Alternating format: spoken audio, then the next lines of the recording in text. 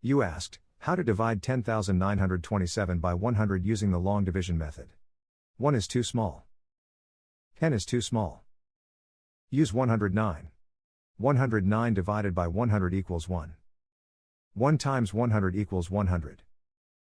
109 minus 100 equals 9. Bring down 2, making 92. 92 divided by 100 equals 0. 0 times 100 equals 0. 92 minus 0 equals 92. Bring down 7, making 927. 927 divided by 100 equals 9.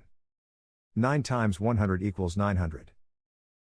927 minus 900 equals 27. The remainder is 27. The final result is 109 remainder 27.